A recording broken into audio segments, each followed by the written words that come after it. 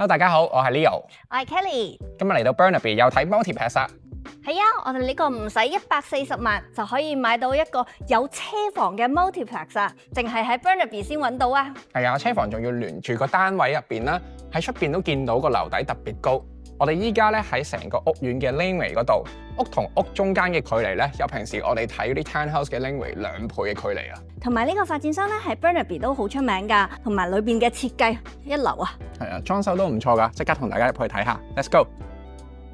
好啦，我哋首先嚟到呢度咧，就一入門口有個 coat closet 啦，仲有個擺鞋嘅位嘅。咁上嚟咧就3級樓梯，佢呢邊咧好高嘅10尺樓底。同埋咧喺呢個有少少嘅玄關位啦，又唔會對到上2樓嘅樓梯。咁成個走廊咧，佢都做晒呢個 wainscoting 嘅 panel 啦，感覺好 elegant。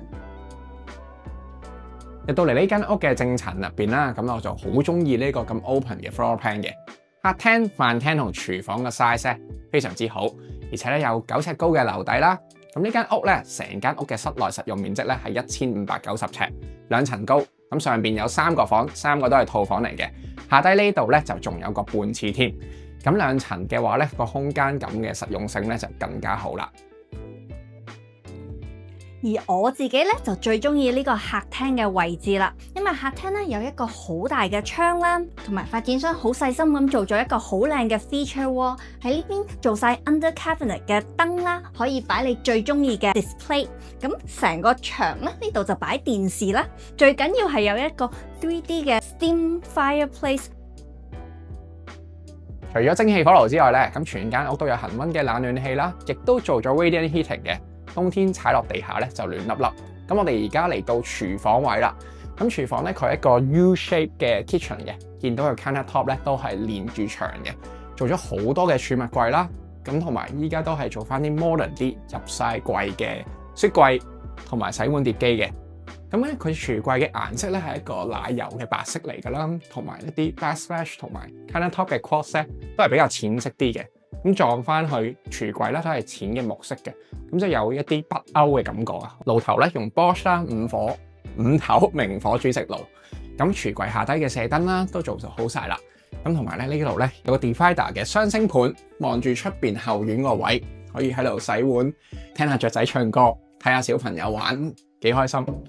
咁跟住咧，我哋嚟到呢度啦，呢個係 countertop 嘅位置啦。咁我覺得 countertop 咧，佢有一個電掣位啊。其實好多時咧，我哋見到一啲大少少嘅發展商咧，先會有一啲 detail 細心貼心啲，會做個電掣喺度。咁呢個電掣位咧有咩用？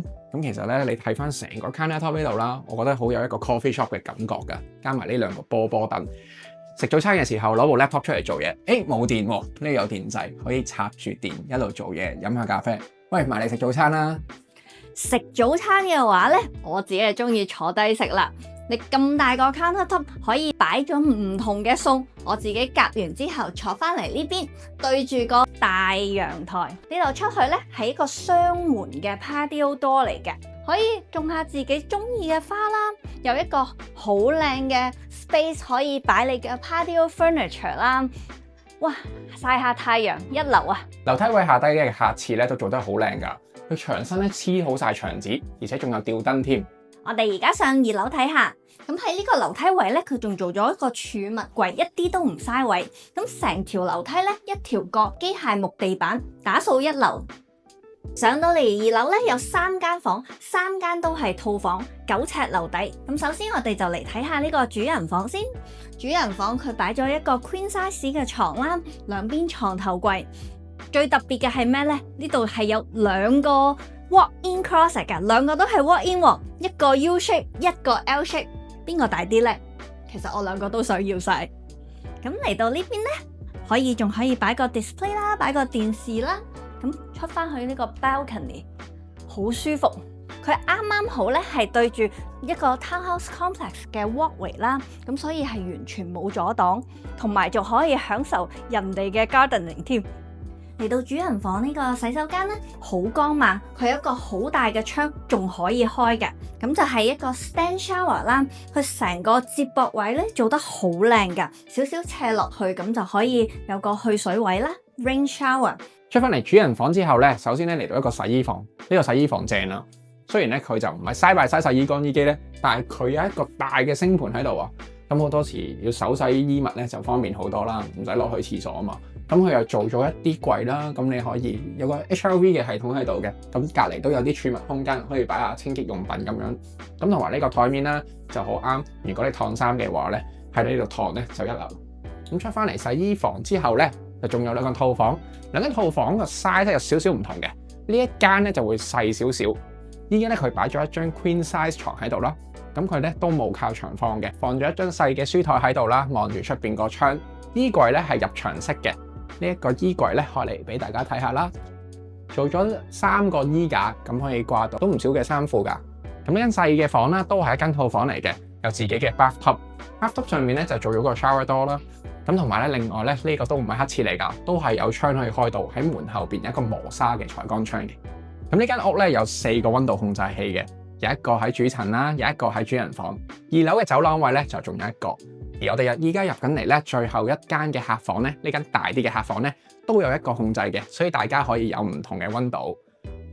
咁呢一間客房咧就大過頭先嗰間少少嘅，床尾位咧做咗一啲傳統嘅衣櫃喺度，咁有位去勾衫啦，下底咧就有啲櫃桶嘅，咁就方便擺衫。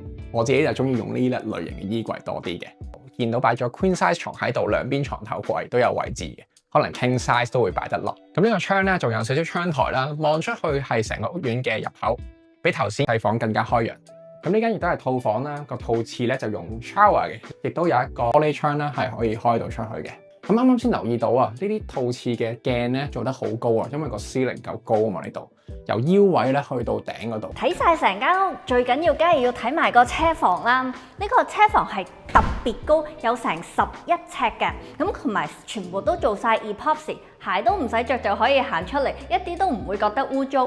泊一架車之外呢，其實呢度可以偷個閣樓位嚟做 storage 啦，後邊又可以做一排櫃。同埋 EV charger 已經 ready 好俾你。哎呀，我真係好中意呢間屋啊！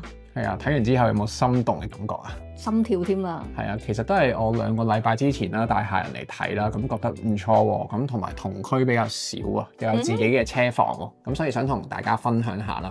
咁呢一個 multiplex 咧，其實咧一笪地咧有6個單位嘅。咁我哋依家睇嘅係後排2層嘅3房單位嚟嘅，咁就約16尺啦，唔夠啦。咁佢前排仲有3個單位嘅，咁嗰啲就大單位2000尺，有4個房嘅。前排咧嘅賣價咧就會貴少少，144萬起嘅。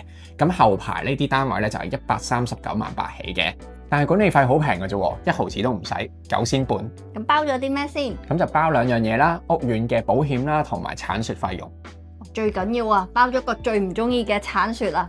Gardening 嘅話，自己中意種咩都得，咁啊唔使佢包啦，係咪？係啦，呢個係一個 self-manage 嘅 strata 嚟嘅。咁日後你想種啲乜嘢啊，大廈嘅外牆維修啊，咁就業主同業主之間去決定點樣做啦。